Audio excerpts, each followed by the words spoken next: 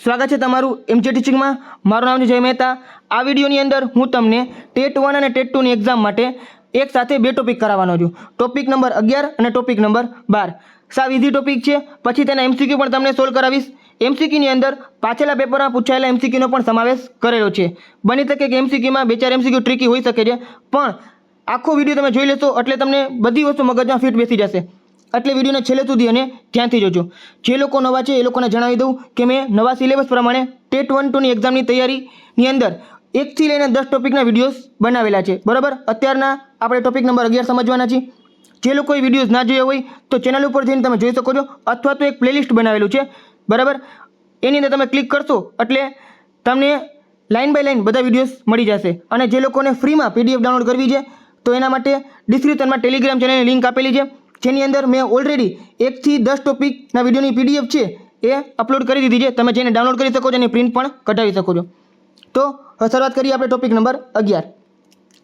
લિંગ, જાતિ, જેન્ડર એક સામાજિક સંરચના। જેની અંદર તમને આપેલું છે લિંગ એટલે સેક્સ અને જાતિ એટલે જેન્ડર વચ્ચેનો ભેદ, બરાબર છે। આ બંને શબ્દો ઘણીવાર એકબીજાને બદલે વપરાય છે, પરંતુ મનોવિજ્ઞાન અને સમાજશાસ્ત્રમાં તેમનો અર્થ સ્પષ્ટ રીતે અલગ છે। તો યાદ રાખજો, આપણે ઘણીવાર સેક્સ અને જેન્ડર આ બંને શબ્દને એકસાથે વાપરતા હોઈએ છીએ, બરાબર। જેમાં આપણે મેલ ફિમેલ એવું લખવા માટે ઘણીવાર સેક્સ શબ્દનો ઉપયોગ કરતા હોય ને ઘણીવાર જેન્ડર શબ્દનો ઉપયોગ કરતા હોઈએ છીએ, પણ મનોવિજ્ઞાન અને સમાજશાસ્ત્રમાં બંને શબ્દોનો અર્થ શું છે?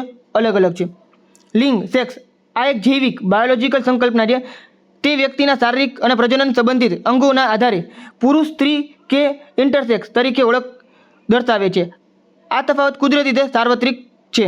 તો આની અંદર તમને ખબર જ છે કે બાયોલોજિકલ એક સંકલ્પના છે જેની અંદર મેલ કે ફિમેલ એના વિશે વાત કરેલી છે। જાતિ છે એની આપણે જો વાત કરીએ તો જેન્ડર આ એક સામાજિક, સોશિયલ અને સાંસ્કૃતિક કલ્ચરલ સંરચના છે। સમાજ પુરુષો અને સ્ત્રીઓ પાસેથી જે ભૂમિકા, વર્તન, લક્ષણો અને અપેક્ષાઓ રાખે છે તેને જાતિ કહેવાય। પુરુષત્વ, બરાબર, મસ્ક્યુલિનિટી અને સ્ત્રીત્વ એટલે ફેમિનિનિટી આ ખ્યાલો સમાજ દ્વારા ઘડવામાં આવે છે અને તે સમય અને સંસ્કૃતિ મુજબ બદલાતા રહે છે। ઉદાહરણ તરીકે પુરુષોએ કમાવવું જોઈએ, સ્ત્રીઓએ ઘરનું સંભાળવું જોઈએ। એક જૈવિક નહીં પરંતુ સામાજિક રીતે નિર્ધારિત જાતિગત ભૂમિકાઓ છે। તો આ તમને ભેદ સમજાઈ ગયો હશે, બરાબર, બંને વચ્ચે। આમાં ફક્ત છોકરા અને છોકરીની વાત કરેલી છે, સ્ત્રી અને પુરુષ, બરાબર। અને આની અંદર જે આપણું એક શરીરનું તત્વ છે, બરાબર, જે સમાજ દ્વારા બનેલું છે એના વિશે વાત કરેલી છે, જેમ કે પુરુષત્વ અને સ્ત્રીત્વ। હવે રૂઢિચુસ્તતાની વાત કરીએ, આને સ્ટીરિયોટાઇપ કહેવાય, બરાબર છે। આવું તમે ઘણી જગ્યાએ જોતા હશો, બરાબર। અને આજે આપણે સમજવાનું જે મુખ્ય ટોપિક છે એ આ જ છે આ વિડીયોનો। લિંગભેદ, જાતિગત ભૂમિકાઓ અને રૂઢિચુસ્તતાઓ જેને સ્ટીરિયોટાઇપ કહેવાય, બરાબર છે। જે રૂઢિઓ દ્વારા ઘણી બધી વસ્તુ આવતી હોય પણ બની શકે એ વસ્તુ ખોટી હોઈ શકે છે, સમાજ એને અપનાવેલી હોય પણ એ વસ્તુ ખોટી હોઈ શકે છે, બરાબર। જાતિગત ભૂમિકાઓનું સામાજિકીકરણ બાળપણથી જ શરૂ થઈ જાય છે। કુટુંબ, શાળા, મિત્રો અને મીડિયા દ્વારા બાળકો શીખે છે કે છોકરા તરીકે અને છોકરી તરીકે કેવું વર્તન કરવું અપેક્ષિત છે। આ પ્રક્રિયા આલ્બર્ટ બાંદુરાના સામાજિક શિક્ષણ સિદ્ધાંત સોશિયલ લર્નિંગ થિયરી દ્વારા સારી રીતે સમજાવી શકાય છે। તો આલ્બર્ટ બાંદુરાને તમે યાદ રાખી લેજો, બરાબર, જેને એક સિદ્ધાંત આપેલો છે જેનું નામ છે સામાજિક શિક્ષણ સિદ્ધાંત। ઇંગ્લિશમાં કહેવાશે SLT, મતલબ કે સોશિયલ લર્નિંગ થિયરી, જેમાં બાળક નિરીક્ષણ અને અનુકરણ દ્વારા વર્તન શીખે છે। આ સામાજિકીકરણ ઘણીવાર જાતિગત રૂઢિચુસ્તતા, જેન્ડર સ્ટીરિયોટાઇપને જન્મ આપે છે, જે છોકરાઓ અને છોકરીઓ વિશે સરળ, સામાન્ય અને પૂર્વગ્રહયુક્ત માન્યતાઓ ઉદાહરણો છે। જો તમને સમજાવી શકું છું આમાં શું છે, તમે સમજી જશો કે છોકરાઓ બહાદુર હોય છે અને ડરતા નથી, છોકરીઓ ગણિતમાં નબળી હોય છે પણ કળામાં સારી હોય છે, વિજ્ઞાન અને ટેકનોલોજી છોકરા માટે છે। તો આ બધું સ્ટીરિયોટાઇપ વસ્તુ કહેવાય, રૂઢિગત વસ્તુઓ કહેવાય। સાચી એકેય વસ્તુ સાચી નથી, બરાબર ને, બધી વસ્તુ ખોટી છે। જરૂરી છોકરાઓ જ બહાદુર હોય અને રડતા ના હોય, બરાબર છે।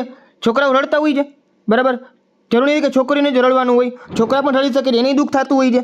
બાયોલોજિકલી બંને વ્યક્તિ સેમ જ છે, ખાલી જે પ્રજનન અંગ છે એમાં ફેરફાર જોવા મળે છે, બાકી બધી વસ્તુ સરખી હોય છે, બરાબર। છોકરીઓ ગણિતમાં નબળી હોય છે તે વાત સાવ ખોટી છે। તમે ઘણી છોકરીઓ જોતા હશો ગણિતમાં બહુ સારી હોય, બરાબર, કળામાં સારી હોય છે તો કળામાં ઘણી છોકરીઓ નબળી પણ હોય છે। વિજ્ઞાન અને ટેકનોલોજી છોકરાઓ માટે છે તો વાત તદ્દન ખોટી કહેવાય। ઘણી બધી ફિમેલ મનોવૈજ્ઞાનિક અથવા તો વૈજ્ઞાનિક તમે જુઓ છો, સાયન્ટિસ્ટ જુઓ છો, ફિમેલ સાયન્ટિસ્ટ, બરાબર। તો એમાં પણ છોકરીઓ આગળ પડતી હોય છે. એટલે ઘણી બધી રૂઢિચુસ્તતાઓ એવી હોય છે જે આપણા સમાજની અંદર છે અને જે આપણે નક્કી કરી દીધું હોય કે આ વસ્તુ છોકરી માટે ને આ વસ્તુ છોકરા માટે છે. જેમ કે આગળ આપણે જોઈ ગયા એ પ્રમાણે કે પુરુષોએ કમાવવું જોઈએ અને સ્ત્રીઓએ ઘર સંભાળવું જોઈએ. તો ઊંધું પણ તમે કરી શકો છો. પુરુષ છે એ ઘર સંભાળી શકે છે આરામથી અને સ્ત્રી પણ કમાઈ શકે છે. બરાબર. કી એન્ડ કા તમે મૂવી જોયું હોય તો તમને ખબર હશે, જેમાં કોન્સેપ્ટ તમને આપેલો છે. ચલો હવે આપણે આગળ વાત કરીએ શિક્ષણના સંદર્ભમાં જાતીયતાની અસર. અને તમને ખબર છે એઝ અ ટીચર તરીકે આ બધી વસ્તુ તમે અનુભવ કરેલો હશે. લેડીઝ ટીચર હોય એને ઘણી બધી વસ્તુ ફેસ કરવી પડતી હોય છે. બરાબર. ભણાવતા હોય, ઘરનું કામ પણ કરતા હોય, રસોઈ પણ કરતા હોય. બરાબર. પણ જ્યારે છોકરા હોય એ ઘર આવીને ખાલી ઓર્ડર આપે કે મારે જમવું છે અથવા પાણીનો ગ્લાસ આપ, આ બધી વસ્તુ. પણ સાચી વસ્તુ જરૂરી નથી કોઈ વ્યક્તિ માટે. દરેક વ્યક્તિ પોતાને રીતે સ્વતંત્ર છે અને દરેક વ્યક્તિ દરેક પ્રકારનું કામ કરવું જોઈએ. બરાબર. જેમ કે કમાવવું જોઈએ, પોતાની જાતે સક્ષમ છે એ થવું જોઈએ, પછી પોતાના જે બાકી બધા કામ છે જાતે કરવા જોઈએ. જાતિગત ભેદભાવ અને રૂઢિચુસ્તતાની શિક્ષણ પ્રણાલી પર ગહન અને નકારાત્મક અસરો પડે છે. અભ્યાસક્રમ અને પાઠ્યપુસ્તકો. ઘણીવાર પાઠ્યપુસ્તકોમાં પુરુષોને સક્રિય, સાહસિક અને વ્યવસાયિક ભૂમિકાઓમાં દર્શાવવામાં આવે છે, જ્યારે સ્ત્રીઓને નિષ્ક્રિય, ઘરેલું અને સહાયક ભૂમિકાઓમાં રજૂ કરવામાં આવે છે. આનાથી બાળકોના મનમાં જાતિગત ભૂમિકાઓનું વધુ દ્રઢ બને છે. કે તમે કોઈ બુક વાંચતા હો, બરાબર, જેમાં અલગ અલગ ફોટા આપેલા હોય, પછી મેગેઝિન વાંચતા હો, પછી તમને ખબર હોય તો અલગ અલગ પૂર્તિ આવતી હોય છાપાની અંદર, જેમ કે કિડ્સ વર્લ્ડ છે, ઝગમગ છે, અલગ અલગ છાપામાં આવી બધી પૂર્તિ આવતી હોય છે. એની અંદર તમે ચિત્ર જુઓ ને તો પુરુષ છે ને સુટકેસ લઈને બારે કામ કરતો હોય અને સ્ત્રી છે એ તમે જોતા હશો કે ઘરમાં રસોડામાં કામ કરતી હોય. તમે આવી જ વસ્તુ સિરિયલમાં જોતા હશો, આવું જ વસ્તુ તમે સિન્ચેન અને ડોરેમોન જેવા કાર્ટૂનમાં જોતા હશો. તમે આવા કાર્ટૂન ક્યારેક ક્યાંક જોયેલા હશે તો તમારા બાળકો જોતા હશે. બરાબર છે. તો આની અંદર પણ એવું જ છે કે પુરુષ છે એ બારે કામ કરે છે, સ્ત્રી છે એ ઘરનું કામ કરે છે. તો આનાથી છે ને મનમાં એક દ્રઢ ભૂમિકા જે બની જતી હોય છે કે સ્ત્રીનું કામ અને પુરુષનું કામ. વર્ગખંડની આંતરક્રિયા. શિક્ષકો પણ અજાણતા છોકરાઓ અને છોકરી સાથે અલગ અલગ વર્તન કરી શકે છે. ઉદાહરણ તરીકે છોકરાઓ વિજ્ઞાન અને ગણિતના પ્રશ્નો વધુ પૂછવા અને છોકરીને તેમના દેખાવ અને સુઘડતા માટેની પ્રશંસા કરવી. બરાબર. સાચે આવું ન કરવું જોઈએ કોઈ પણ શિક્ષકે. બરાબર. દેખાવ ઉપર કોઈ શિક્ષકોએ વાતું જ ના કરે કે આ વ્યક્તિ વધારે સારું છે કે આ વ્યક્તિ સારું નથી. બરાબર છે. કારણ કે એનાથી છે ને ભેદભાવ ક્રિએટ થઈ જતું હોય છે. અને બીજું, કોઈ પણ વિષય માટે કોઈ પણ વ્યક્તિ આરામથી જે એ આગળ વધી શકે છે. બરાબર છે. મતલબ કે કોઈ પણ વિષય છે એ દરેક છોકરાઓ શીખી શકે છે. એકદમ સમજી લેવું જોઈએ. બરાબર. ગણિત, વિજ્ઞાન હોય, કળા હોય, નાનું મોટું કોઈ પણ પ્રકારનું કામ છોકરી અને છોકરા ઇક્વલી કામ કરી શકે છે. આ વસ્તુ તમારા મગજમાં રાખવી જોઈએ. શૈક્ષણિક અને કારકિર્દી. શૈક્ષણિક અને કારકિર્દી પસંદગી. જાતિગત રૂઢિચુસ્તતાને કારણે છોકરીઓ STEM, સાયન્સ, ટેકનોલોજી, એન્જિનિયરિંગ અને મેથેમેટિક્સ જેવા ક્ષેત્રોમાં જતા અચકાય છે અને છોકરાઓ નર્સિંગ અને શિક્ષણ જેવા સ્ત્રી ઉચિત ગણાતા ક્ષેત્રોમાં જતા સંકોચ અનુભવે છે. તો આ તમે જોયેલું હશે કે STEM, બરાબર, આની અંદર ગર્લ્સ બહુ ઓછી જતી હોય છે. આ તો અત્યાર સુધીનો ટ્રેન્ડ હતો. બાકી અત્યારે જોવા જઈએ તો આની અંદર ગર્લ્સ પણ વધારે જતી હોય છે. પણ એક વસ્તુ તમે જોયેલી હશે કે નર્સિંગની અંદર ગર્લ્સ વધારે હોય, બોયઝ બહુ ઓછા હોય. બરાબર. એવી જ રીતના શિક્ષણની અંદર ખાસ કરીને 1 થી લઈને 5 ધોરણની અંદર, બરાબર, ટેટ 1ની એક્ઝામની તૈયારી જે લોકો કરતા હોય એમાં મોસ્ટલી ગર્લ્સ વધારે હોય. બરાબર. અને જ્યારે ભરતી થાય ને ત્યારે ભરતીમાં દરેક વખતનો અનુભવ છે કે 50 થી 60% લેડીઝ જ હોય છે ટીચરની જે ભરતી જે હોય છે એમાં. બરાબર. ટેટ 1 અને ટેટ 2ની અંદર બોયઝ પણ હોય છે પણ સૌથી વધારે ગર્લ્સમાં જોવા મળે છે એની અંદર. કારણ કે એ લોકોએ PTC, BEd આ બધી વસ્તુ કરેલી હોય. જનરલી એમાં પણ તમે જોતા હશો કે PTC ને BEd કરવામાં ગર્લ્સની સંખ્યા વધારે હોય છે. તો આને સ્ત્રીઓચિત ક્ષેત્ર ગણાય છે. બરાબર. એટલા માટે આ મુદ્દાની ગંભીરતાને ધ્યાનમાં રાખી રાષ્ટ્રીય શિક્ષણ નીતિ NEP 2020 એ અભ્યાસક્રમમાં જાતીયતા પ્રત્યેની સંવેદનશીલતાનો સમાવેશ કરવા અને શાળાઓમાં લિંગ સમાનતાનો પ્રોત્સાહન આપવા માટે ભાર મૂક્યો છે. શિક્ષકની ભૂમિકા માત્ર જ્ઞાન આપવાની નથી પરંતુ વર્ગખંડમાં એક એવું સમાન અને ભેદભાવ રહિત વાતાવરણ બનાવવાની છે જેમાં દરેક બાળક, પછી તે છોકરો હોય કે છોકરી, પોતાની સંપૂર્ણ ક્ષમતા સુધી પહોંચી શકે. તો આ શિક્ષકનું કામ છે. ચાલો હવે આપણે MCQ જોઈ લઈએ. MCQ પણ તમે સમજી ગયા છો, સાવ ઇઝી MCQ છે. એક પછી એક MCQ તમે જોતા જજો અને બની શકે તો બાજુમાં પેન પેપર લઈને બેસી જશો અને તમને કેટલા સાચા પડે છે એ તમે સાથે ચેક કરી શકો છો. ચાલો, પહેલું, લિંગ અને જાતિ વચ્ચે મુખ્ય તફાવત શું છે? લિંગ સામાજિક છે જ્યારે જાતિ જૈવિક છે. લિંગ જૈવિક છે જ્યારે જાતિ સામાજિક અને સાંસ્કૃતિક છે, બંને અર્થ સમાન છે, લિંગ પુરુષો માટે છે, જાતિ સ્ત્રી માટે છે. તો ઓપ્શન નંબર ડી ના આવે અને સી પણ ના આવે, એ અને બી માંથી આવે. હવે તમને ખબર પડી ગઈ છે લિંગ છે એ શું છે, જૈવિક છે, બરાબર. જાતિ છે એ સામાજિક અને સાંસ્કૃતિક છે. તો ઓપ્શન નંબર શું આવશે, બી. ચાલો એના પછીનો, છોકરીઓ ઢીંગલીથી રમવું જોઈએ અને છોકરાઓએ કારથી રમવું જોઈએ. આ વિધાન શું દર્શાવે છે? જૈવિક તફાવત, જાતિગત રૂઢિચુસ્તતા, વ્યક્તિગત પસંદગી કે બોધાત્મક વિકાસ. જો વ્યક્તિગત પસંદગી ના આવે, બરાબર, છોકરીઓને પણ તમે કાર આપી દો તો એ કારથી પણ રમશે, પણ આ બધી વસ્તુ મગજમાં નાખવાવાળા આપણે વ્યક્તિઓ પોતે જ, બરાબર છે. અને છોકરાઓ પણ આરામથી ઢીંગલીથી રમી શકે, પણ નાના બાળકોને આપણે એ ટાઈપની વસ્તુ આપી દઈએ, છોકરીને બાર્બી ડોલ આપી દઈએ, બરાબર, છોકરાને છે એ ટ્રેન છે, પછી જેસીબી છે, ટ્રક છે, પ્લેન છે, આ બધી વસ્તુ આપી દઈએ. એટલે નાની નાની વાતોમાં આપણે છોકરા છોકરીને ભેદ પાડી નાખીએ. એટલે આ શું છે, જેન્ડર સ્ટીરિયોટાઇપ છે. તમે આવું ના બનો એવું ધ્યાન રાખજો, બરાબર છે. આગળ, નીચેનામાંથી કયું જાતિગત ભેદભાવનું ઉદાહરણ નથી? વર્ગમાં છોકરાઓને વધુ પ્રશ્ન પૂછવા, તો આ ભેદભાવનું ઉદાહરણ છે, બરાબર. છોકરીઓને રમતગમતમાં ભાગ લેવા માટે નિરુત્સાહી કરવી, તો નિરુત્સાહીને ઉત્સાહિત કરવાની હોય, એટલે આ પણ ભેદભાવનું ઉદાહરણ છે. શારીરિક ક્ષમતાના આધારે છોકરાઓ અને છોકરીઓને માટે અલગ અલગ શારીરિક પ્રવૃત્તિઓનું આયોજન કરવું. અને ડી, છોકરાઓ અને છોકરીઓને તેમની બૌદ્ધિક ક્ષમતાના આધારે અલગ અલગ શૈક્ષણિક તકો આપવી. ચાલો હવે સી અને ડીમાં તમે કન્ફ્યુઝ થઈ ગયા હશો. તમને શું લાગે છે તમે કમેન્ટ કરો સૌથી પહેલાં તો ઓપ્શન આવશે ડી. શું આવશે? છોકરા અને છોકરીઓમાં તેમની બૌદ્ધિક ક્ષમતાના આધારે અલગ અલગ શૈક્ષણિક તકો આપવી, બરાબર છે. કારણ કે શૈક્ષણિક તક છે અલગ અલગ આપી શકો છો. કારણ કે તમે સમજી શકો કે બહુ હોશિયાર છોકરો છે એ સ્પીડમાં ઘણી બધી વસ્તુ આગળ શીખી શકે છે. જે નબળું છે એ શું કરશે, એટલી સ્પીડમાં વસ્તુ શીખી નહીં શકે, એટલે એને અલગ અલગ શૈક્ષણિક તક આપવી જોઈએ. બંને શીખી શકશે પણ પોતાના ટાઈમે. પણ જ્યારે શારીરિક ક્ષમતાની વાત કરી ત્યારે છોકરા અને છોકરીને અલગ અલગ નહીં પાડવાના, બરાબર, ભેગા રમવા દેવાના. આ બધી વસ્તુની વાત કરી રહી છે. ચાલો, એક શિક્ષક તરીકે વર્ગખંડમાં લિંગ સમાનતાઓને પ્રોત્સાહન આપવા માટે તમે શું કરશો? છોકરાઓ અને છોકરીઓને અલગ અલગ રોલમાં બેસાડીશ, તમામ પ્રવૃત્તિઓમાં છોકરાઓ અને છોકરીઓની સમાન ભાગીદારી સુનિશ્ચિત કરીશ. તો ઓપ્શન નંબર બી ઓલરેડી તમને ખબર પડી ગયો છે, આ જ આવશે, બરાબર. આપણે આ જ કરવું જોઈએ. તો પણ સી અને ડી જોઈ લઈએ આપણે. છોકરાઓને નેતૃત્વની ભૂમિકા અને છોકરીઓને સહાયકની ભૂમિકા સોંપીશ. તો આ વાત ખોટી કહેવાય કે છોકરા નેતૃત્વ કરે અને છોકરી સહાયક બને. જાતિગત મુદ્દાઓ પર ચર્ચા કરવાનું ટાળીશ. તો આ ટાળવાનું ના હોય, ચર્ચા કરવાની હોય. તો ઓપ્શન નંબર આવશે બી. પાઠ્યપુસ્તકોમાં સ્ત્રીઓને માત્ર માતા અને ગૃહિણી તરીકે દર્શાવી એ શું છે? છુપાયેલો અભ્યાસક્રમ, હિડન કરિક્યુલમ. તો આ ના આવે. જાતિગત સમાનતા સમાનતા નથી, બરાબર.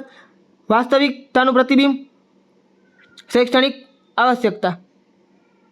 તો શું હોવું જોઈએ?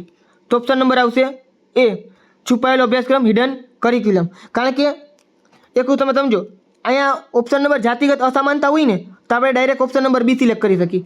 પણ તમે આમાં સારામાં સારો જવાબ સિલેક્ટ કરવાનો હોય. ઘણીવાર એવું બની શકે કે એમસીક્યુની અંદર તમને બે જવાબ આવી શકતા હોય, પણ બેમાંથી વધારે કયો જવાબ ફિટ બેસતો હોય તમારે ટીક કરવાનો હોય. આ જાતિગત અસમાનતા લખેલું હોય તો આપણે ઓપ્શન નંબર બી સિલેક્ટ કરત, પણ સમાનતા લખેલું છે. અને બીજું કે સ્ત્રીઓ માત્ર માતા અને ગૃહિણી હોય તો એ વાસ્તવિક પ્રતિબિંબ નથી, બરાબર. શૈક્ષણિક આવશ્યકતા પણ નથી આ વસ્તુની. આ છુપાયેલો અભ્યાસક્રમ છે. આ જોઈને છોકરીઓ અને છોકરામાં ભેદ એ લોકો કરતા શીખે કે ભાઈ છોકરી છે એને ઘરનું કામ કરવું જોઈએ, છોકરાઓ છે એને ઘરનું કામ ન કરવું જોઈએ. આ બધી વસ્તુ. જાતિની સંકલ્પના કોના દ્વારા નિર્ધારિત થાય છે? પ્રકૃતિ, જૈવિક વિજ્ઞાન, સમાજ અને સંસ્કૃતિ, વ્યક્તિગત ઈચ્છા. તો શું સમાજ અને સંસ્કૃતિ દ્વારા જાતિ આવતી હોય છે? Option number C. ચાલો આગળ. શાળામાં જેન્ડર ન્યુટ્રલ લિંગ તટસ્થ ભાષાઓનો ઉપયોગ કરવાનો આગ્રહ શા માટે રાખવું જોઈએ? તે ભાષાઓને વધુ જટિલ બનાવે છે, જાતિગત રૂઢિચુસ્તતાને દૂર કરવામાં અને સમાવેશી વાતાવરણ બનાવવા મદદ કરે છે. તો ઓપ્શન નંબર બી જ આવશે. તમને ખબર પડી ગઈ હશે. આ એક નવો ફેશન ટ્રેન્ડ છે તે તો હોય નહીં, તેનાથી વિદ્યાર્થીઓના ગ્રેડ સુધી એ પણ ના આવે. તો એક એવી ભાષાનો ઉપયોગ કરવો જોઈએ જે લિંગ તટસ્થ હોય, બરાબર છે. ઓપ્શન નંબર બી આવશે. 8મું, નીચેનામાંથી કયું વિધાન સાચું છે? જાતિગત ભૂમિકાઓ સાર્વત્રિક અને અપરિવર્તનશીલ છે. છોકરાઓ અને છોકરીઓની શીખવાની શૈલી સંપૂર્ણપણે અલગ હોય છે. તો આ વસ્તુ ઓપ્શન નંબર બી તો ન જ આવે. જાતિગત ઓળખ અને સામાજિકીકરણની પ્રક્રિયાનું પરિણામ છે. શાળાઓ જાતિગત ભેદભાવથી સંપૂર્ણપણે મુક્ત હોય છે. તો શાળા મુક્ત નથી હોતી. શાળાની અંદર પણ ટીચર્સ અને ચોપડા પાઠ્યપુસ્તક એ ભેદભાવ કરી શકતો હોય છે. ઓપ્શન નંબર ડી પણ ના આવે. બરાબર, બી અને ડી નીકળી ગયા તો એ અને સી માંથી શું આવે તમે વિચારો. ચાલો, તો ઓપ્શન નંબર આવશે સી. બરાબર છે. જાતિગત ભૂમિકાઓ સાર્વત્રિક છે પણ અપરિવર્તનશીલ નથી, એ પરિવર્તનશીલ છે. બરાબર, ભૂમિકાઓ ફરતી રહેતી હોય છે. મેં તમને કીધું એ પ્રમાણે કે ફોરેનમાં તમે જાઓ તો એની અંદર ગર્લ્સ અને બોયઝ ઘણી જગ્યાએ, જેમ કે અમેરિકા છે, યુરોપના અમુક કન્ટ્રી છે, એની અંદર બંને જેન્ડર મતલબ કે ગર્લ્સ અને બોયઝ બંને આરામથી કમાતા હોય ને બંને ઘરનું કામ પણ કરતા હોય, એક સાથે કામ કરતા હોય, તો એ પરિવર્તનશીલ છે. ચલો, રાષ્ટ્રીય શિક્ષણ નીતિ 2020માં જાતિ સમાનતા માટે કઈ બાબત પર ભાર મૂકવામાં આવ્યો છે? છોકરાઓ અને છોકરીઓ માટે અલગ શાળાઓ, તો આ તો ન જોવું જોઈએ. અભ્યાસક્રમમાં જાતીયતા પ્રત્યે સંવેદનશીલતાનો સમાવેશ, છોકરીઓ માટે માત્ર ગૃહ વિજ્ઞાનનું શિક્ષણ અને છોકરાઓ માટે શારીરિક શિક્ષણ પર વધુ ભાર મૂકવો. તો ઓપ્શન નંબર સી અને ડી પણ ના આવે. ઓપ્શન નંબર શું આવશે? બી આવશે. સંવેદનશીલતાનો સમાવેશ તમારે કરવો જોઈએ. તમને એમ છે કે ઇઝી લાગતા હશે, પણ એકવાર તમે ટોપિક સમજો એટલે બધી વસ્તુ ઇઝી જ લાગે. ચલો, 10મો છે, એક બાળક તેના પિતાને રસોઈ બનાવવા માટે અને માતાને ઓફિસમાં જતા જુએ છે, તો આલ્બર્ટ બંદુરાના સામાજિક શિક્ષણ સિદ્ધાંત મુજબ આ બાળકના વિકાસ પર શું અસર થઈ શકે છે? બરાબર, મતલબ કે પિતાજી ઘરમાં રસોઈ બનાવવામાં મદદ કરે છે અથવા રસોઈ બનાવે છે, બરાબર, અને માતાજી ઓફિસમાં જાય છે, તો વિકાસમાં એની શું અસર થાય? આલ્બર્ટ બંદુરા દ્વારા બાળક જાતિગત ભૂમિકાઓ વિશે ગૂંચવણ મુકાશે. બાળક જાતિગત રૂઢિચુસ્તતાઓથી મુક્ત ભૂમિકાઓ શીખશે. નૈતિક વિકાસ પર નકારાત્મક અસર થશે કે ભાષાકીય ક્ષમતા ઘટશે? તો ઘટશે, આ વસ્તુ ના આવે. નકારાત્મક અસર પણ ના થાય. બરાબર, તમને ખબર પડી જ ગઈ હશે. ઓપ્શન નંબર આવશે બી, કે બાળક જાતિગત રૂઢિચુસ્તતાથી મુક્ત ભૂમિકાઓ શીખશે. કે ભાઈ બજારમાં તમે બીજી અલગ વસ્તુ જોતા હો, ઘરની અંદર અલગ વસ્તુ જોતા હો, બરાબર, પછી એને ખબર પડે કે એ મુક્ત રીતે વસ્તુ વિચારી શકે એને શું કરવું જોઈએ. તો ટોપિક નંબર 11 પૂરો થઈ ગયો. તમને વિડીયો ગમ્યો હોય તો વિડીયોને લાઈક કરી નાખો, શેર કરી નાખો તમારા ફ્રેન્ડ સાથે, પીટીસી અને બીએડના ગ્રુપની અંદર, અને હાઈપ આપી દો વિડીયોને એટલે બીજા લોકો સુધી વિડીયો પહોંચે. અને સબસ્ક્રાઈબ તમારે કરવાનું છે. એક પછી એક ટોપિક તમારા માટે લેતો આવીશ. ક્લિયર છે? હવે આપણે શીખવાના છીએ ટોપિક નંબર 12, અધ્યતાઓમાં વ્યક્તિગત ભિન્નતા. બરાબર, અલગ અલગ પ્રકારની ભિન્નતા હોય આપણે જોવાની છે. શિક્ષણ મનોવિજ્ઞાનનો પાયાનો સિદ્ધાંત એ છે કે કોઈ પણ બે વ્યક્તિઓ સંપૂર્ણપણે સમાન હોતી નથી. મતલબ કે શું છે કે બે વ્યક્તિ સમાન નથી હોતી સંપૂર્ણપણે, ભલે પછી ટ્વિન્સ કેમ નથી હોતા, બરાબર, દેખાવમાં સરખા હોય પણ અંદરથી સમાન હોતા નથી. દરેક બાળકને પોતાની આગવી ક્ષમતાઓ, રુચિઓ, શીખવાની ગતિ અને પૃષ્ઠભૂમિ સાથે વર્ગખંડમાં આવે છે. આ ભિન્નતાઓને સમજવી અને તેને શિક્ષણ પ્રક્રિયામાં સ્થાન આપવું એ અસરકારક શિક્ષકની નિશાની છે. ચાલો, હવે તમને ફટાફટ સમજાવી દઉં. બધી વસ્તુ ઇઝી છે, કોઈ અઘરી વસ્તુ નથી. તમે એકવાર વાંચો એટલે ખબર પડી જશે. તમને વ્યાખ્યા આપેલી છે કે વ્યક્તિગત ભિન્નતા એટલે બે કે તેથી વધુ વ્યક્તિઓ વચ્ચે શારીરિક, માનસિક, સામાજિક અને ભાવનાત્મક લક્ષણોમાં જોવા મળતો તફાવત. એટલું જ નહીં, એક જ વ્યક્તિમાં પણ જુદા જુદા સમય જુદા જુદા લક્ષણોની ભિન્નતા જોવા મળે છે. તો વ્યક્તિગત ભિન્નતાની વાત શું કરેલી છે કે બે કે તેથી વધારે વ્યક્તિની અંદર દરેક પરિસ્થિતિમાં ક્યાંક ને ક્યાંક લક્ષણમાં ફેરફાર જોવા મળે છે, તફાવત જોવા મળે છે. અને એક જ વ્યક્તિની અંદર જુદા જુદા સમયે અને જુદા જુદા લક્ષણો તમને જોવા મળે છે. આ પણ શું છે? એક પ્રકારની ભિન્નતા છે. બરાબર છે. હવે એના અલગ અલગ તમને પ્રકાર આપેલા છે. 5 પ્રકારની ભિન્નતા હોઈ શકે છે. શારીરિક એટલે શું? તમને ખબર પડી જ ગઈ હશે. ઊંચાઈ, વજન, રંગ અને શારીરિક બાંધો. માનસિક, બૌદ્ધિક, બુદ્ધિ સ્તર છે, તર્ક શક્તિ છે, સર્જનાત્મકતા છે, શીખવાની ગતિ છે. આ બધી વસ્તુ શારીરિક જે ભિન્નતા જેમાં આવે. ભાવાત્મક શું?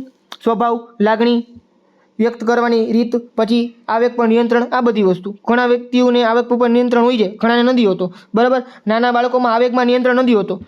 એ લોકો ફટાફટ ખુશ થઈ જતા હોય, ફટાફટ છે એ ગુસ્સે થઈ જતા હોય છે, પછી દુઃખી પણ પહેલાં થઈ જાય. કોઈક નાની વસ્તુ એની પાસે છીનવી લ્યો તો પણ એ દુઃખી થઈ જતા હોય છે, ભલે પછી એનું કાંઈ મહત્વ પણ ના હોય. એટલા માટે એના આવેગ ઉપર નિયંત્રણ હોતું નથી. પછી લાગણીઓ વ્યક્ત કરવાની રીત. ઘણા લોકો ઇન્ટ્રોવર્ટ હોય, લાગણી વ્યક્ત ના કરી શકતા હોય, ઘણા લોકો પોતાની લાગણી વ્યક્ત કરી શકતા હોય છે. સામાજિકતા, નેતૃત્વ, સહકારની ભાવના અને અભિરુચિ અને વલણ, શોખ, મનપસંદ નાપસંદ એટલે શોખ, પસંદ નાપસંદ, વિષયો પ્રત્યેનું વલણ. તો અલગ અલગ વ્યક્તિઓને અલગ અલગ વિષય ગમતા હોય છે. પછી મોઢાનો સ્વાદ છે, બરાબર છે, મતલબ કે સ્વાદની અંદર પણ બની શકે એવું કે કોઈ વસ્તુ તમને ભાવતી હોય પણ એ જ વસ્તુ બીજા કોઈને ના ભાવતી હોય, તો એમાં પણ ફેરફાર જોવા મળે છે. એટલે પસંદ નાપસંદ કહી શકાય. પછી કલર છે, કપડાં છે, આ બધી વસ્તુમાં ભેદભાવ જોવા મળતા હોય છે પસંદગીની અંદર. ચાલો હવે ભિન્નતાના કારણો. વ્યક્તિગત ભિન્નતા મુખ્યત્વે બે પરિબળોની જટિલ આંતરક્રિયાનું પરિણામ છે. એક તો વારસો અને વાતાવરણ. તો આ બંને વસ્તુ વિશે આપણે આગળના વિડીયોમાં સમજી જ ગયા છીએ. કાંઈ જાજુ મારે તમને સમજાવવાની જરૂર નથી. બરાબર છે.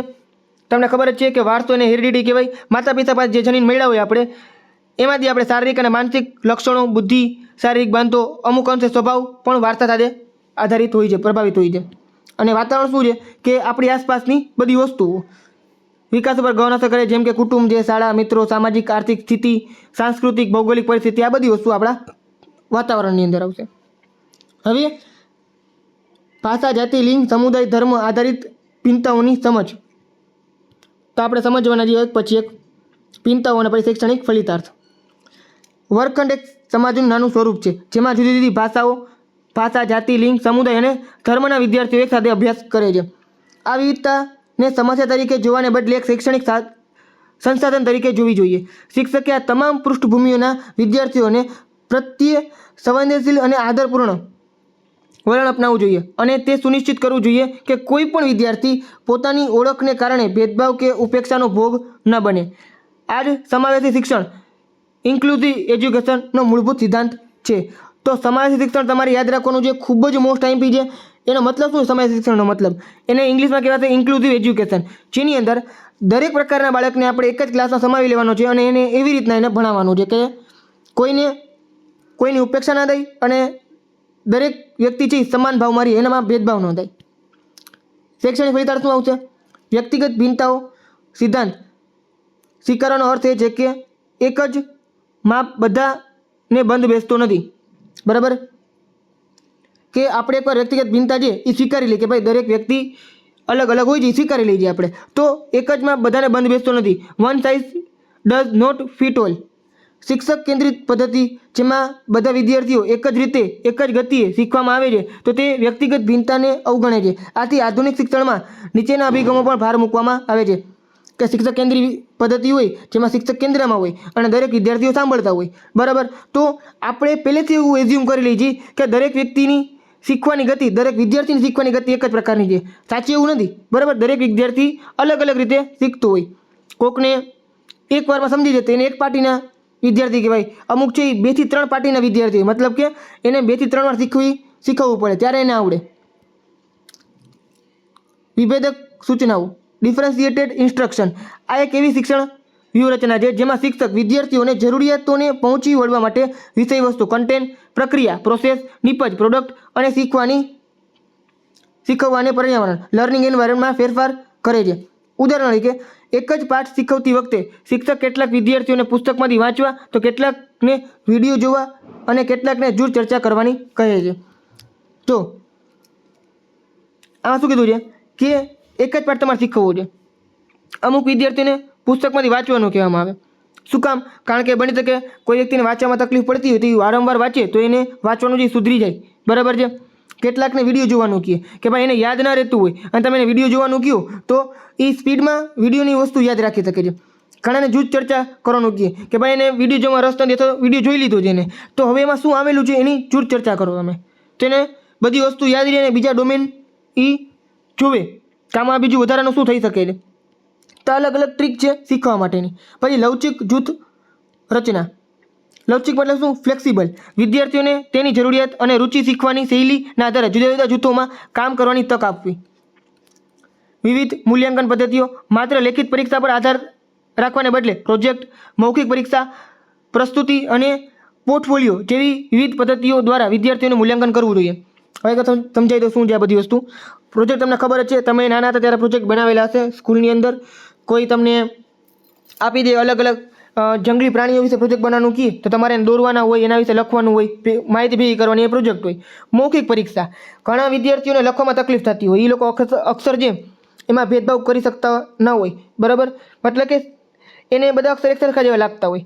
આની પહેલાં મેં તમને એક્ઝામ્પલ આપેલું હતું, તારે જમીન ઉપર જે પિક્ચર છે એની અંદર જે વિદ્યાર્થી છે બરાબર એને એ જ તકલીફ પડે છે કે એ શાયદ અક્ષર નથી કાઢી શકતો, પણ મૌખિક રીતે એ ઘણી બધી વસ્તુ બોલી શકે એવું બની શકે. બરાબર?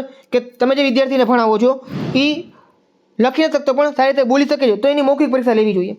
પ્રસ્તુતિ અને પોર્ટફોલિયો, મતલબ કે અલગ અલગ જે વિભાગની અંદર તમે શીખવામાં પ્રવૃત્તિઓ આપો, બરાબર, એને પોર્ટફોલિયો કહેવાય. વ્યક્તિગત ધ્યાન, શિક્ષકે દરેક બાળકની શક્તિઓ અને નબળાઈઓને ઓળખીને તેને વ્યક્તિગત માર્ગદર્શન અને સહાય પૂરી પાડવી જોઈએ. તો આ તો તમને ખબર જ છે. પછી તમને બાળ કેન્દ્રિત શિક્ષણ, બહુઆયામી બુદ્ધિ, આના વિશે આપણે સમજી ગયા છીએ. સમાવેશી શિક્ષણ, ઇન્ક્લુઝિવ એજ્યુકેશન, એના વિશે પણ આપણે વાત કરેલી છે. એટલે હવે કાંઈ વધતું નથી અને આપણે શિક્ષણનું જે કરવાનું છે, બરાબર, એ વિદ્યાર્થી કેન્દ્રીય અભિગમ હોવો જોઈએ શિક્ષક માટેનું. તો આ બધી વસ્તુ તમને આપી દીધી, બરાબર. હવે આપણે એના MCQ જોઈ લઈ, બરાબર. પહેલાનો જવાબ બી આવશે, સ્ક્રીન ઉપર તમને દેખાય જ છે. કોઈ પણ બે બાળક સમાન હોતા નથી. આ શું છે? વ્યક્તિગત ભિન્નતાનો સિદ્ધાંત. સાવિધી ક્વેશ્ચન છે, ફટાફટ આપણે જોઈ લઈએ એકવાર. હવે વ્યક્તિગત ભિન્નતા માટે કયા પરિબળો જવાબદાર છે? તો શું આવશે? વારસો, વાતાવરણ, બંનેની આંતરક્રિયા, બરાબર. ત્રીજો, વિદ્યાર્થીઓની વિવિધ જરૂરિયાતોને પહોંચી વળવા માટે શિક્ષક દ્વારા શિક્ષકની પદ્ધતિ, વિષયવસ્તુ અને મૂલ્યાંકનમાં ફેરફાર કરવાની પ્રક્રિયાને શું કહેવામાં આવે છે? તો પરંપરાગત સૂચના, વિભેદક સૂચના, ડિફરન્શિએટેડ ઇન્સ્ટ્રક્શન. તો આ આપણે સમજી ગયા. આ જ આવશે, ઓપ્શન નંબર બી જવાનો છે, બરાબર. શિક્ષક કેન્દ્રિત હોવું જ ન જોઈએ, વિદ્યાર્થી કેન્દ્રીય હોય અને સમાન સૂચનાના હોય, અલગ અલગ સૂચના હોવી જોઈએ. ચલો, વર્ગખંડમાં વ્યક્તિગત ભિન્નતાને સંબોધવા માટે નીચેનામાંથી કઈ પદ્ધતિ સૌથી ઓછી અસરકારક છે? સૌથી ઓછી, બરાબર છે. તમામ વિદ્યાર્થીઓ માટે એક જ પ્રકારનું ગૃહ કાર્ય આપવું. તો ઓપ્શન નંબર એ જ આવશે, બરાબર. જોઈને ખબર પડી જાય આમ તો બીજા ઓપ્શન વાંચી લઈએ આપણે. વિદ્યાર્થીઓની તેમની રુચિ મુજબ પ્રોજેક્ટ પસંદ કરવાની સ્વતંત્રતા આપવી. તો આ અલગ અલગ કહી શકાય. જરૂરિયાતમંદ વિદ્યાર્થીઓ માટે વધારાના વર્ગોનું આયોજન કરવું. શિક્ષણમાં વિવિધ શૈક્ષણિક સાધનોનો ઉપયોગ કરો. તો આ ત્રણ વસ્તુ પોઝિટિવ વસ્તુ છે, આ નેગેટિવ વસ્તુ છે. તો ઓપ્શન નંબર એ આવશે. એક શિક્ષક તેના વર્ગમાં તેજસ્વી, સરેરાશ અને ધીમા શીખનાર વિદ્યાર્થીઓને ઓળખે છે. તો આ કયા પ્રકારની ભિન્નતાનું ઉદાહરણ છે? શારીરિક, ભાવાત્મક, બૌદ્ધિક કે સામાજિક ભિન્નતા? તો શારીરિક ના આવે, કારણ કે એમાં શરીરની વાત કરીએ, શરીરની તો કોઈ વાત નથી કરેલી. એમાં તેજસ્વી, સરેરાશ અને ધીમા શીખનાર બાળકો. તો બૌદ્ધિક, માનસિક બુદ્ધિની વાત કરીએ તો ઓપ્શન નંબર શું આવશે? સી આવશે. સમાવેશી શિક્ષણનો મુખ્ય ઉદ્દેશ્ય શું છે? તો હવે તો જવાબ કહી જ દઉં ડાયરેક્ટ, ઓપ્શન નંબર સી આવશે. તમામ વિદ્યાર્થીઓને તેમની ક્ષમતા અને પૃષ્ઠભૂમિને ધ્યાનમાં લીધા વિના નિયમિત શાળામાં સમાન શિક્ષણ આપવું. આને શું કહેવાશે? સમાવેશી શિક્ષણ, બરાબર છે. ચાલો, સાતમો, નીચેનામાંથી કયું વાતાવરણીય પરિબળનું ઉદાહરણ છે જે વ્યક્તિગત ભિન્નતા પર અસર કરે છે? વાતાવરણીય પરિબળ જે વાતાવરણથી આધાર રાખતું હોય, જે વારસામાં ના આવતું હોય, એને વાતાવરણ કહેવાય, બરાબર. આંખોનો રંગ વારસામાં આવે, લોહીનો પ્રકાર, વારસાગત રોગો, આ બધી વસ્તુ વારસામાં આવે. પણ કુટુંબ અને કુટુંબની સામાજિક અને આર્થિક સ્થિતિ જેવી વારસાનું ના હોય, વાતાવરણની અંદર આવે છે. એક શિક્ષક તરીકે તમે વર્ગમાં બહુભાષી વિદ્યાર્થીઓની હાજરીને કેવી રીતે જોશો? એક સમસ્યા તરીકે તો આ તો ન જ આવે, તો ઓપ્શન અહીંથી ખોટો પડી જાય. એક સંસાધન તરીકે તો આ સાચું આવશે, ઓપ્શન નંબર બી. કારણ કે સંસાધન આપણે છે એક ભાષાકીય અને સાંસ્કૃતિક સમૃદ્ધિમાં વધારો કરી શકે છે. અલગ અલગ સંસ્કૃતિના વ્યક્તિ હોય, તમારી પાસે ભણતા હોય, જેમ કે કોઈ વિદ્યાર્થી કેરળથી, બિહારથી અથવા તો મહારાષ્ટ્ર કે મધ્યપ્રદેશથી આવેલું હોય, બીજા રાજ્યમાંથી આવેલું હોય, બરાબર. તો એની સંસ્કૃતિ શું છે, એના નૃત્યો કેવા હોય છે, મતલબ કે આપણે કેમ ગરબા હોય છે ગુજરાતની અંદર, એ રીતના લોકનૃત્ય છે જે તે પ્રદેશના, બરાબર, કઈ ભાષા બોલે છે, શું ખાઈ પીએ છે, આ બધી વસ્તુ બીજા બાળકોને પણ શીખડાવી શકાય છે અને આપણી વસ્તુ પણ એ બાળકને શીખડાવી શકાય છે. તો એક શું છે? સાંસ્કૃતિક સમૃદ્ધિમાં વધારો થાય, બરાબર છે. પછી આગળ, વ્યક્તિગત ભિન્નતાઓના સંદર્ભમાં શિક્ષકની ભૂમિકા શું હોવી જોઈએ? સાવિધી ક્વેશ્ચન છે, આ તમને આરામથી આવડી જાય, બરાબર. ઓપ્શન નંબર આવશે સી. ફટાફટ જોઈએ એટલે આપણે હવે. દરેક વિદ્યાર્થી અનન્ય ક્ષમતાઓને ઓળખી તેને વિકાસવાની પૂરી તકો પૂરી પાડવી, બરાબર છે. અને હવે છેલ્લો ક્વેશ્ચન છે, ટેટ 1ની પરીક્ષામાં પૂછાયેલા પ્રશ્ન આધારિત ક્વેશ્ચન છે. જો વર્ગખંડમાં એક વિદ્યાર્થી સતત પ્રશ્ન પૂછતો હોય તો શિક્ષકે શું કરવું જોઈએ? ઠપકો આપીને બેસાડી દેવાનું. સી વાત ખોટી ના આવે, બરાબર. આવું કરતા નહીં પાછા. કોઈક શિક્ષક પાછા એમ કહેતા હતા, આને તો જોઈને કંટાળી કેટલાક પ્રશ્ન પૂછશે એમ. તો આવું ના કરવું જોઈએ. તેના પ્રશ્નોની અવગણના કરવી તો એ તો ના આવે. બહાર મોકલી દેવું વર્ગમાંથી, એ પણ ના આવે, બરાબર. ત્રણે વસ્તુ નેગેટિવ વસ્તુ કોઈ દી આવવાની નથી, યાદ રાખજો. જ્યારે પર તમને MCQની અંદર નેગેટિવ પોઈન્ટ તમને દેખાય તો MCQના ઓપ્શનને એલિમિનેટ તમારે કરી નાખવાનો, એ ઓપ્શન નહીં આવે જવાબની અંદર, બાકી તમારે જોતું રહેવાનું. એટલે શું આવશે? તેમની જિજ્ઞાસાને પ્રોત્સાહન કરવી જોઈએ અને તેના પ્રશ્નના જવાબ આપવા જોઈએ અથવા તો શોધવા માટે માર્ગદર્શન આપવું જોઈએ. તો ઓપ્શન નંબર શું આવશે? બી. ચાલો હવે આખું કમ્પ્લીટ થઈ ગયું છે 12મો ટોપિક સાવ ઇઝી હતા, બરાબર છે, અને તમને આવડી પણ ગયા હશે. જો તમને વિડીયો ગમે છે તો લાઈક કરી નાખજો, બરાબર, અને દરેક વ્યક્તિને શેર કરી નાખજો જે લોકોને જરૂર છે એ પ્રમાણે. તમને ખબર જ છે આમાં કોઈ ફાઇનાન્શિયલ હેતુ નથી, બરાબર, પૈસા કમાવાનો કોઈ હેતુ નથી. ફ્રી ઓફ કોસ્ટમાં તમને બધી વસ્તુ આપવાનો છું, PDF પણ આપવાનો છું, બધા ટોપિક પણ કરાવવાનો છું. એટલે તમારે પણ સપોર્ટ કરવો જોઈએ, બરાબર. સબસ્ક્રાઇબ કરી નાખજો, લાઈક કરી નાખજો વિડીયોને હાઈપ આપી દેજો, અને ગમે તે કોઈ પણ એક કમેન્ટ કરી નાખજો, સારી ખરાબ કોઈ પણ એક કમેન્ટ કરી નાખજો, બરાબર. ગમે છે તો ખાલી એક થંબ પર તમે આપી શકો છો. તો મળીએ આપણે નેક્સ્ટ વિડીયોની અંદર.